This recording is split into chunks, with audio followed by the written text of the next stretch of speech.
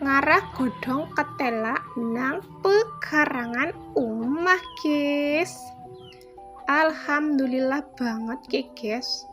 Godhong ketelane inyong wis dawa-dawa. Layak gegen bae tak arah, guys. Inyong ngonek ngarah sing enom-enom bae. Sing tua lah ya emoh, kotot-kotot, guys. Ki amba-amba banget lah wong godhong ketela karet, guys.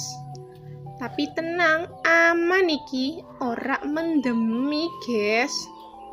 Ya rasanya ya pada baik kayak godhong ketela pada umumnya, guys.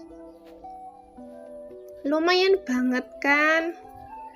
Ingat ngesuk ora tuku janganan. Ya lah wong janganan beregane gimana dan lumayan, guys. Rezeki rak melulu tentang duit dan duit.